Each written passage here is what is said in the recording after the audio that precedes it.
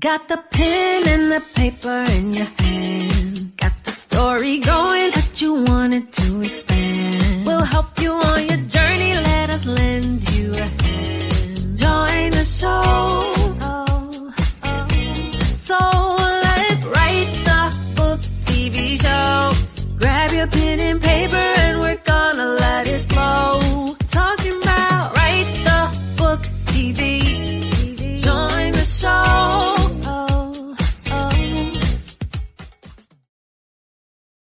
Hello and welcome to another segment of Write the Book TV. I am your host, Kimberly LeBou, and you know by now that each week we show up here with episodes talking to our amazing authors and literary experts around all things writing, publishing, and everything that we do as authors, right? And so we come here to talk about it. And so I'm so excited because tonight we have a phenomenal guest with us. His name is Danny Lesslie, and he is the author of Thank You, Cancer. So welcome to the show. I know I have it right here too. Oh, come on, you got it. Let's go. Welcome to the show, Danny. How are you? I'm good, thank you. It's good to see your face again, friend. Yeah. And so this is really special. I love when I meet just genuine people. And I felt that from you the moment I met you. And so I'm just super excited that you were able to fit time into your busy schedule to come on the show and talk with us today. It's an honor. Thank you. So your book, of course, the title, Thank You, Cancer, it immediately grabs attention. Yes. And so why don't you tell our viewing audience why you titled the book that? I know where it came from because I've been reading the book, but share in your own words, like why you chose that title and what it means. Where did it come from? So that title is there's a very important origin for that title. I never tell anyone because I couldn't possibly provide the context to explain it to you that I can by giving you the book. Yeah. And there was a dramatic transformation that I went through and my wife went through in these 5 years that we battled. She had stage 4 vulvar cancer. And this book is very much a testament to her. And that is the reason that it's titled that. There's a very good reason for it, and it is in the book. I will not share it because I could never provide the context that the book will. And it really does a good job of that. So I'll leave it to that. Okay. I love it. Like I said, a total dodge, but I read it. And so did you get there? Did you read that part? I got to that part and I was like, oh, okay. And so it's very special. And you're right. Once a person, reads the book, they'll like, that light bulb moment goes off everybody. Yeah. I love that it's so appropriately titled, and I think it's very special that you chose to title it for that reason, and the fact that people are going to say, what why would you say that? And so true. Many people, they struggle to find meaning in difficult experiences, which is what you went through. And so what was a moment or a turning point that led you to see your journey through the lens of gratitude and hope? Because your subtitle is a story of love, loss, and hope. Yeah. There were so many moments that appeared in our lives that were just so beautiful. Mm-hmm. And, in this season, and at a certain point, there comes an acceptance of, let's say, an event. And for us, the event wasn't awesome, but, my wife was a gift to me in my life. Our love, our children, our family is, as I look back on it, is such a gift of my life. And when you really think about that, it starts to change you. And there's really a lot in that. And we get so busy and so distracted that we forget the things that really matter. And we, in our story, had everything stripped away from us that you would hold on to for security. I was fired twice. We lost income. We lost the house. We sold a coffee trailer. We sold an alpaca herd. We sold all of our dreams. Like we had a bonfire in our backyard with all of our stuff that would burn because we had to leave. I mean, we really were stripped of so much. Yeah. But what we were given was time with each other. And I couldn't imagine if I was to look back over the course of, these years, and I had, worked 70 hours a week trying to make enough money to pay for it, and I had missed out on these moments with my wife, I don't think I would have forgave myself. Yeah. And that wasn't our story, but it was one of those things were taken away. Like it was a gift from God. It seemed like a bad thing in the moment, but it wasn't. Yeah. And that's why I'm saying it's a hard thing to put context around with reading it out. Yeah, truly. And it's laid out in the book. Like it is laid out very well and very clearly. It And is. that's why it will steer people to that, because otherwise I'm not doing it justice. And that's kind of the point of a book, is to really do something justice, Yeah. And you really did, because I loved all the stories. I loved I especially love what I'll title the God moments that you shared throughout the book, from being in the parking lot and the lady running you guys down to tell you that Jesus loved you. Just so many beautiful things that you wrote about and memories that you shared. And so a lot of the things that you shared were deeply personal stories about love and loss. And you just shared such beautiful memories. So I want to ask, what was the emotional process like for you as you revisited some of those moments while you were writing the book? It's very interesting because our book is effectively three voices. There's Rafi's voice, and she wrote, let's say, journal entries during these 5 years that she was ill, not with intention of this book. She just wrote those. Yeah. And I was writing my own journal entries. We weren't reading each other. We weren't doing those in concert. We were just both doing it. And then there were these things, these Jesus moments, with what you brought up. And in the book, each of the Jesus moments is ended with a Bible verse. So for a reader, it's like, hey, look, here's this event that happened in these authors' lives, but here's where it's talked about in the Bible. Like it's not unique to me. It's all of us, right? So that was a real link for the reader, but it's told in three voices, and it's just kind of an interesting way to like weave a story together. Yeah, yeah. I love that. I'm gonna share a story with you about one of those moments that I had. And then earlier today, I did something, and then I was reading something in your book, and I was like, Yeah. So I'm gonna share that one moment, but I do want to say hello to our viewing audience. Hi, Kwanzaa. Hi, Nathaniel. Thank you guys for tuning in to Write the Book TV. So I'll share this real quick. This morning, you'll know where I'm going as soon as I say it. This morning I got up and I didn't really have a lot of things that I wanted to drink in the house. And so I was like, I had some lemon drops and some water. And so, I made this little concoction of the lemon drops, and I put a little bit of sugar in there, but just to get some lemon water and everything.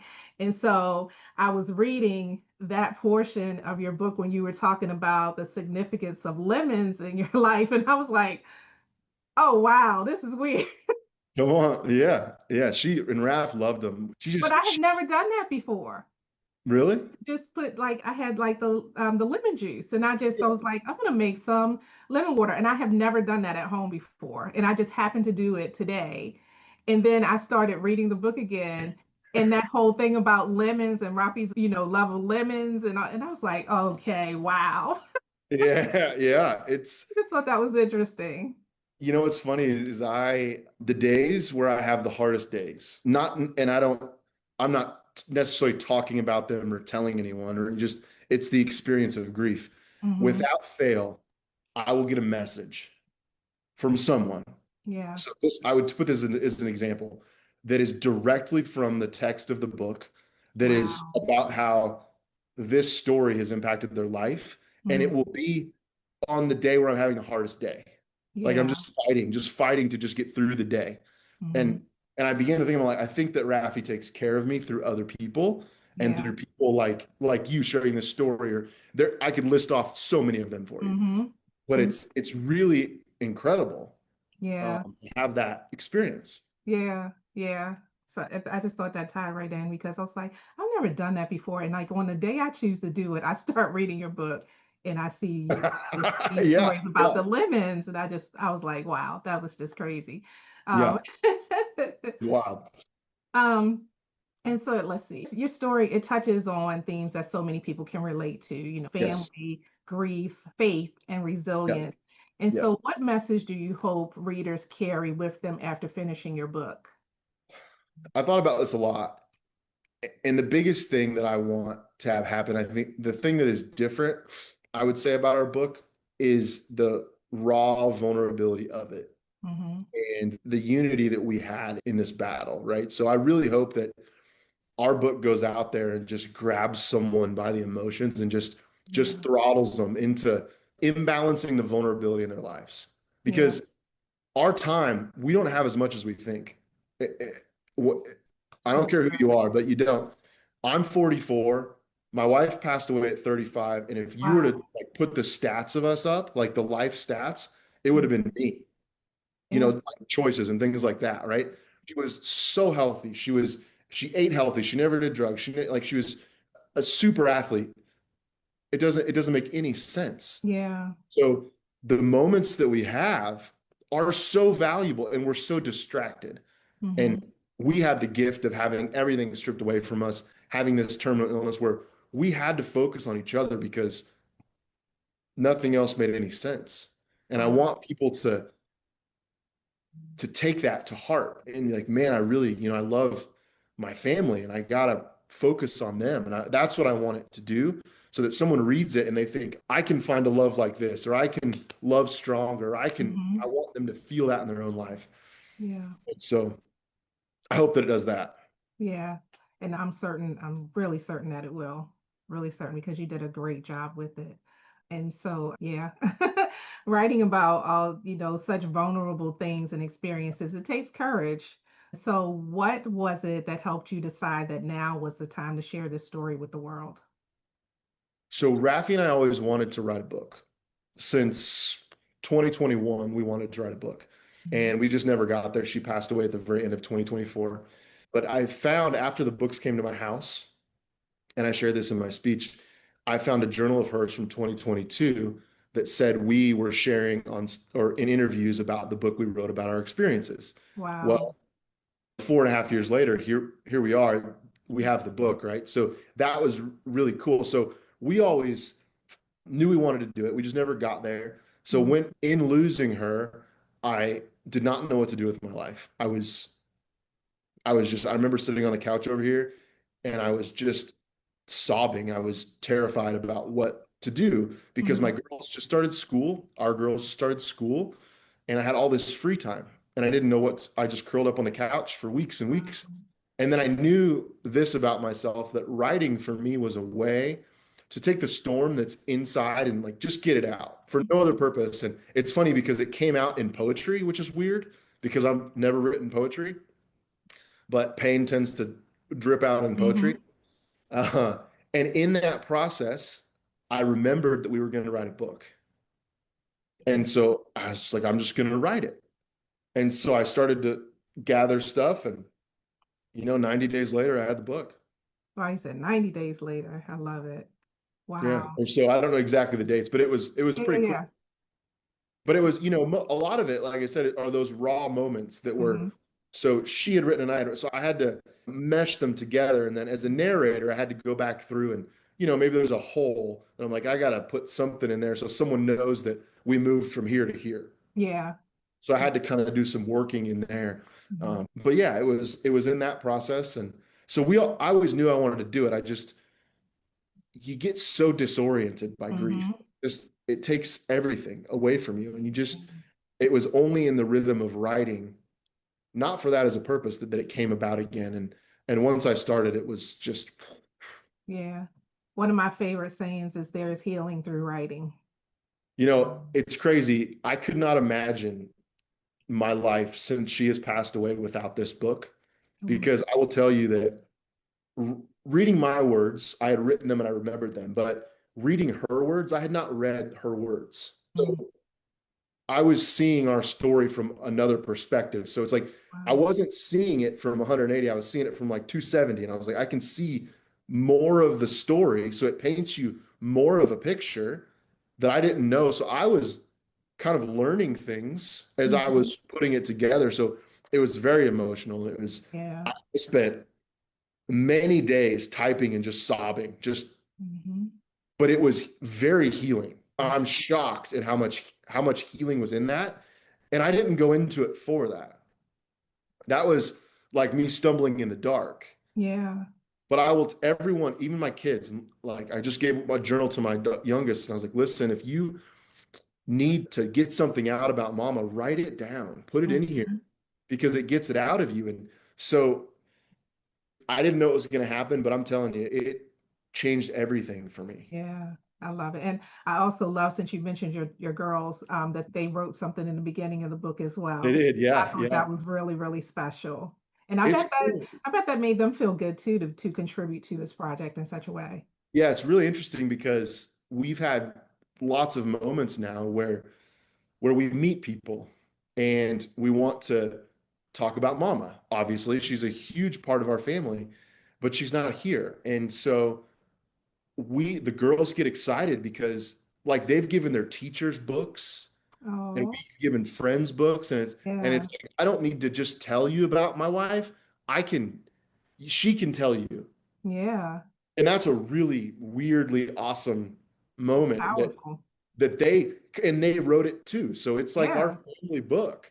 Oh, So it's really like a cool thing to give to someone. You yeah. know, it's a blessing I never saw coming. Yeah, it really is special, very special. Kwanzaa said, she quoted when you said, "You get disoriented by grief." Wow, that spoke to me. It's Oh true. man. It's true. It's like your life explodes into a million pieces, but they don't fit back together the same way.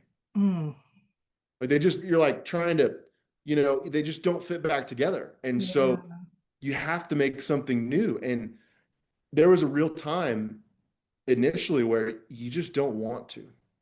Mm, And there's also nothing wrong with that. yeah. It's okay.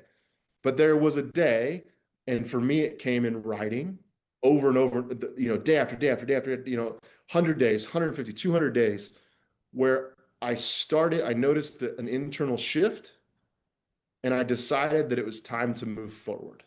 Wow. And this book was a huge part of that. And, but it's one of those things where I tell people, everyone's grief is different. If I had been married for Absolutely. 50 years and lost my wife, I don't know that I'd ever want to get out of that moment of I don't ever want to get out of that. Mm-hmm. Having young kids and life is moving and it's Always. I always say like moving forward is not moving on. That's good. Moving forward, I believe, honors your path. Because I think if she was here, she would want me to be the best version of myself I could be. Yeah. If she's not here, same thing is true. Yeah. If I wasn't here, if I had passed away, I would want her to live an amazing Mhm. life. I would want her to have fun with our girls and have a life. Yeah. But that's hard to accept that as the one that's here Yeah. because you really want to hold on. Yeah. It's Wow. a weird space. Yeah. You just articulated that beautifully, though, that experience. So now let's talk about this moment. You were recently awarded the National Impact Book Award for this book, Thank You, Cancer. And so, which is where we met last month, and I'm so grateful Yes. for that. So can you describe what that moment meant to you, standing on stage, receiving the award, and delivering your speech for this book? Like, what did that mean to you? If there were words, this is what really gets me because I like to think of myself as a wordsmith, and I can never think of enough words to describe how profound that was because it's not just a story. Yeah. Like it's my life. That's one thing that's so interesting is that there's so much heart, so much love, and so much investment in the book. It is my life and it is her life and it is our family Yeah. and it hurts. And to receive the award is so crazy. I love it because people that knew Rafi knew that she was an amazing woman. Like she would come in the room and the temperature would change. She was just the love she would put out, the joy she would put out. And the crazy thing is, a lot of these people didn't know what she was going through. Mm. And it's like, yeah, she's amazing, but you guys don't know all this. And this stuff is wild, and it's all the things in our book. And our book doesn't even tell the whole story because some of it just doesn't need to be told. But it's like I have to share about this woman with people because she wanted to help people and she did help people. Mm-hmm. And this just allows her ripple to keep going. Yeah. She was in the birth world. She was a doula. She was a teacher. And like our book was over in the UK and some guy gave it to his wife and she's a midwife. So her book is in the birth world over in, it's just amazing Nice. to think about. And it's losing someone is horrible. Yeah. And to, our biggest thing was, bringing light out of the darkness because it was so dark and so painful for so long, and Yeah. it still is. But this book and these moments, like, are light. Mm-hmm. And it's the fulfillment of that wish. From the day she was diagnosed to the day she passed away was 1,592 days. Wow. So I always say, like, if I asked you to tap a pen on the desk 1,592 times, you would stop. Mm-hmm. Like, this is crazy. I'm tired of tapping this pen. Yeah. It's like she woke up in pain every single day, and pain that this woman had 2 kids with a midwife with no drugs and was good. And the level of pain she endured in this season was, I've never seen anything like it. And she was still a loving mother. She was still a loving wife. She was happy to see her friends. She was sewing smiley faces, embroidering smiley faces on jackets to send out to bring joy to people. Wow. While all of this wreckage is happening, it's like, she's unbelievable. And it's like, there's no way that this story doesn't get told. Yeah. Wow. So to have it recognized in this way is just, I'm just so happy with it. Yeah. I know you had us all, in tears, near tears during your speech, during your acceptance speech on the stage. And when you finished, like you received a standing ovation. Where we were just I walked off and they were like, come here. Yeah, they were like, come speak. And I thought that was so great because it was like they wanted you to be in that moment. Like, don't just walk away, like, receive this. This is for you. And I love that, moved you back over to the podium and just let you, because in the midst of them rushing people off the stage because they had so many, I thought it was very admirable of them to bring you back and let you receive that love from the audience. So that was like a really, really special moment. Yeah, it was beautiful. It was very cool. And it's one of those things that in watching it back, it's surreal, right? It's like, it's but it was beautiful. And I was so honored to get there. Just to share, I'm so honored to share the story. Mm-hmm. Yeah. And so in the midst of such a difficult journey, were there moments of unexpected hope or perspective that changed how you viewed life?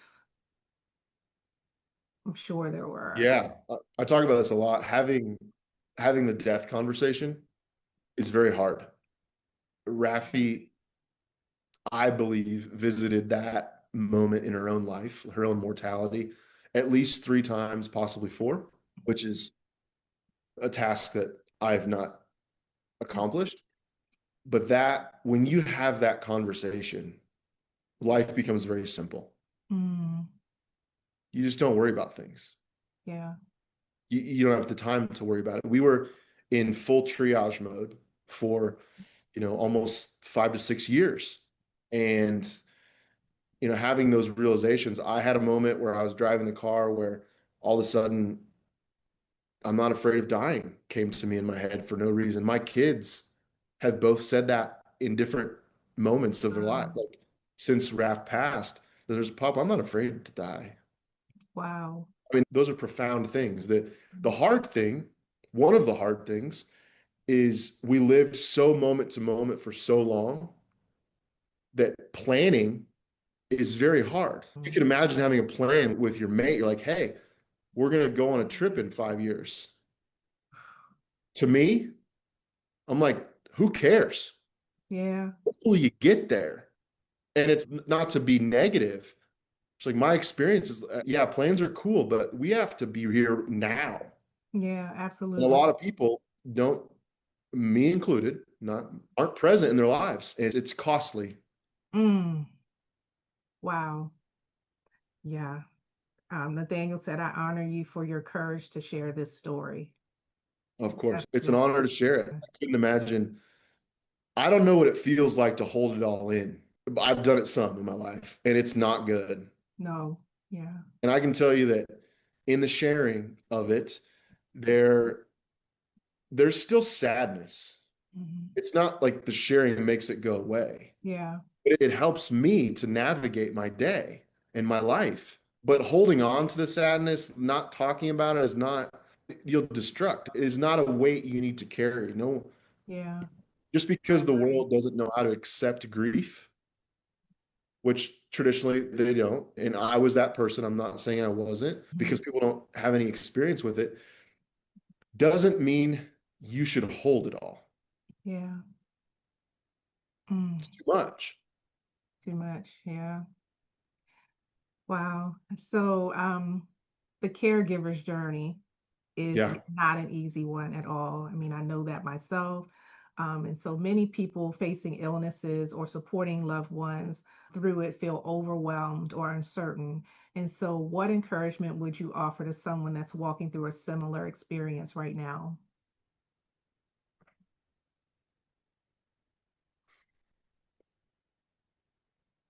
You try to make me cry? No. I don't think that there is a more sacred calling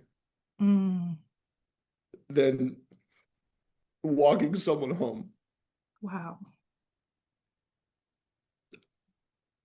It's all kinds of horrible, all kinds. There's stuff that lives in my mind that I will never share with anyone because it doesn't do anybody any good. Yeah. But I will tell you that I could have this life 1,000 more times and I would choose the same thing every time. I would not, there's no way that I was going to not be the one to take care of her. Like I was like, you can run our entire life into the ground. I don't care. Like I've lost jobs. I've lost all our money multiple. I don't care.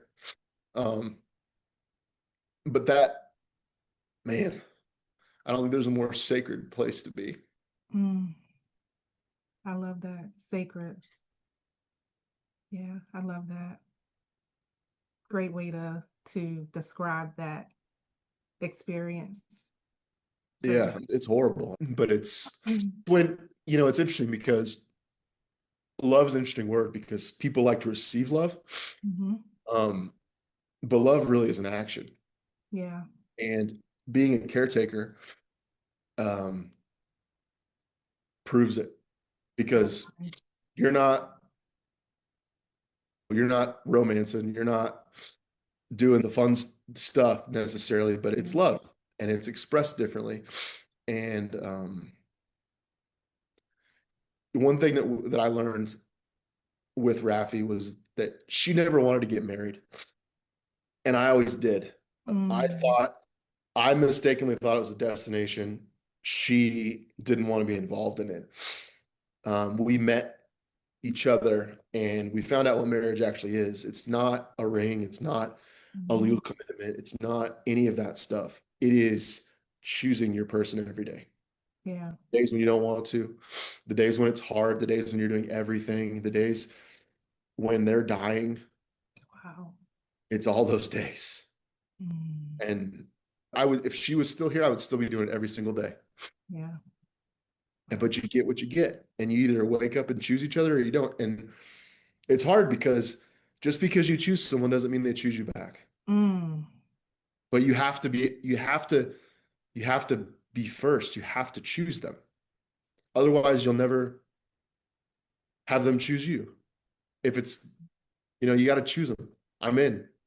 Absolutely. And I was blessed enough to have someone who chose me. in the most beautiful way. Yeah. So what role did faith play in helping you to navigate the challenges you face? Everything.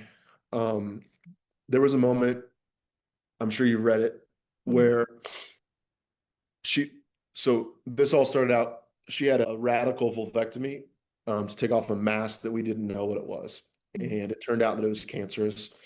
I had to tell her this, which was horrible. Yeah, oh, I gasped when I read that in the book that Yeah. they made you deliver the news. I mean, looking back logistically, I don't know how it Mm. would have worked any other way, but it just Yeah, seems like, I don't know, but it's how it happened. yeah. Uh, there was a moment where I was working at a ranch. I was physically exhausted every day. Rafi was at home recovering from this surgery. A lymph node was beginning to grow in her hip, in her left hip, in that inguinal crease where your leg meets your torso. And turns out this was the next tumor that was growing. We were trying to like be like, oh no, it's just the you healing from the surgery and just trying to Mhm. keep our heads about us. And I was beyond exhausted. I was emotionally taxed. I was physically, all the things. And I had a moment where this message appeared in my mind and it said, "You're not strong enough for this." Mm. And the hard part for me was it was right. I knew the I knew that this was right. I spent 3 weeks basically cowering. I didn't tell her, I was shook. And looking back, I come from a strength training world. So I had a gym in Los Angeles. I taught people how to move barbells. I taught them how to get stronger. So to me, this was like a hit, a big hit for me. And but it was correct. And I didn't know what to do. And this was the first time that I could tell you that I heard God's voice. I didn't hear it, but I know it was Mm. God like, hey man, you need to change here. And so over the course of events, Rafi and I got into a big disagreement about treatment, about what we wanted to do. And this tumor was growing and growing and growing. And I was like, you need to look at conventional treatment. She's like, I'm not going to do it. And we were like head to head. And I was like, this might be the end of us because we've never been in such disagreement. Mhm. And in that moment, I remembered what happened, what was with that message. And so what I chose to do was, lay down my sword, not be the fixer, not be the solutions guy, which is a very male role. And Mhm. I was like, listen, how do we do this together? How do I move to the same side of the table as you and we move forward? And I will tell you that that moment on that floor of that ranch house changed our entire marriage. After that, nothing could break us apart after that. Like, Wow. not even death, nothing. But it was from there God started to really show up in our lives. We started to prayerfully attack this journey. And it was uncanny, like laughing, uncanny how many times Jesus would show up. We would laugh. Raph and I would go to the cancer center and laugh. Like, I wonder when he's going to show up this time. Mhm. And something would happen. It was like, Yeah. I mean, it was insane. That's why I wrote about it in the book because I would call my mom and tell her, and she's like, Danny, are you writing these things down? Because you have to. There's been too many. Yeah. And I don't know how many there are, 50 of them. I don't know. There's a lot. Yeah. I love that. But yeah, so it was very clear. And the things that happened were far beyond my capabilities. Mhm. Can't claim any responsibility. They were just far beyond things that I could pull together, amounts of money, times when things happened.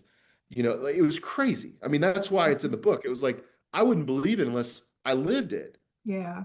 And I had to write it down because it was Yeah. insane. Well, I'm glad you did. I'm glad you did. So now that the book is out in the world, Yeah. what has been the most meaningful response that you've received from readers so far? Hmm.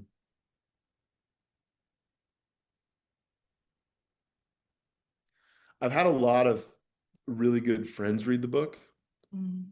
and just really share very intimate, kind things that have been very Mm. good. Coming from, let's say, people that I haven't known before. I spoke in Scottsdale a month ago or 2 months ago to a big group of men. And a guy came up after I spoke and with tears in his eyes and said, after listening to you speak about your wife, I could never love my wife the same way. Wow. And I was like, that's really cool. Yeah, that is. Like that's what I want, like her legacy to be. Like she had a thing where it's in our kitchen. It's in the book too. Said, be known for the way you love. I love that. I saw that in the book. And her grandmother, that was like her thing. And her grandmother passed away in 2019. And Raffi was like, she was aspiring to that. And I was like, you are that. Like you don't have to, like, if anyone read that statement, they would think of you. Like she's the mascot for that statement. Yeah. And she would tell me that she wanted to be that. And I was just like, man, she just is that. Yeah. And so if that can be the ripple that comes out of this tragic story, and it's beautiful. Yeah, absolutely. Absolutely. And so, wow, we're already, at time or whatever, but I want to ask you, for viewers who are watching today, who may be carrying their own story of struggle or healing, what would you want them to know about the power of sharing their story?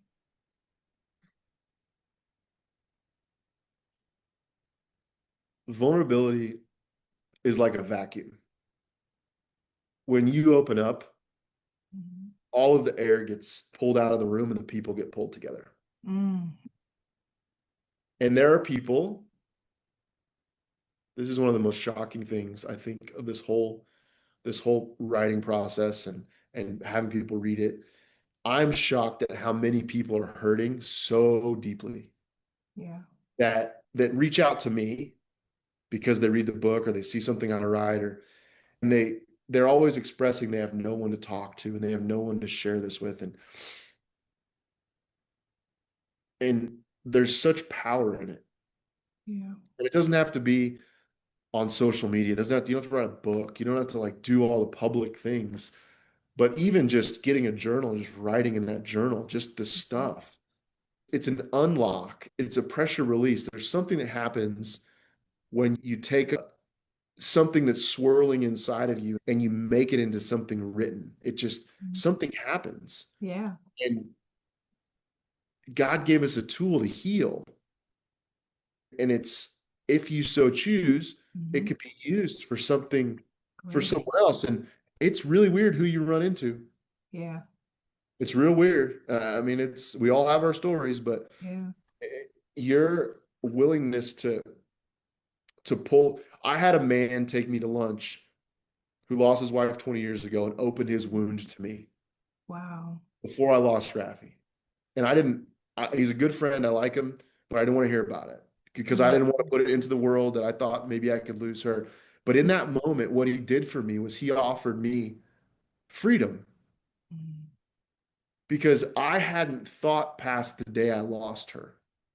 Wow. In fact, I don't know. I thought I had, but him telling me about that told me that it was okay, even if this thing doesn't go how I want it to go. And the freedom in that was incredible. So it's like your vulnerability offers freedom for someone else, but it offers freedom for you too, because this story is a bigger story than Danny and Raffi. Yeah. I always say, like, listen, this is God's story. We just sat front row. Love that. And the vulnerability allows you to access something bigger than yourself. A lot of life is lost in trying to figure it out ourselves. Yeah. Wow. Yeah. There's so much goodness in this. I just applaud you. I love your courage, your vulnerability. It's just awesome and amazing. Nathaniel said, my prayer is that God will continue to heal you and your family. We all have your back. Thank you, man. I appreciate it. Thank you so much for coming on the show and sharing with us. Of My course. life is richer for having met you just weeks ago in Arizona. I Same. pray that we can stay connected and follow your journey. And I just thank you for coming here and sharing with our viewing audience tonight. It has been an awesome pleasure, and I'm sure that you've touched many people who are viewing. So thank you It was an so honor. Do you much. see the mama wall behind me? Mama, oh, is that pictures? Yeah. Oh, wow. There's like 600 of them. Wow. I love that. I love that. Yep. Your story is just so amazing. Like I said, thank you so much for coming here to share with us this evening.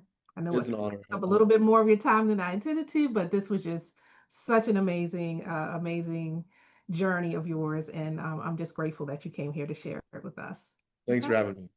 All right. And thank you so much to our viewing audience for Thank tuning into another segment of Write the Book TV. Join us next time. We'll be back. Take care and be blessed, everybody. Oh, wait, real quick. I want you to tell people where they can find your book. I can't believe I forgot that. You can get the book. So there's two things. So if you're in the US, which I don't know if everyone's in the US, but if you're in the US, there's a link for Blue Hat Publishing. It's on my page. You can go to it and you can find it. And I will write in the book for you. Okay. Which also something cool is I have Rafi's signature as a stamp. Oh, that's So her sweet. signature is in there too. Also, it's on Amazon. So if you want to go to Amazon, you want it in a couple days, get it on Amazon. But yeah, I would love to hear your thoughts, and I'm not joking when I say that. I really do Mhm. care what you think. I would Yeah, love for you to review it on Amazon. That would be awesome. But also, I really want to know. absolutely. So please tell me. Yeah, and it's Danny Lesslie, and that's Lesslie. Yeah, two S's. Come on. Two S's, Lesslie. Okay. All right. We're out of here for real this time. Didn't All want right. to forget Bye, that. Thank guys. you, everybody. Take care and have a great night.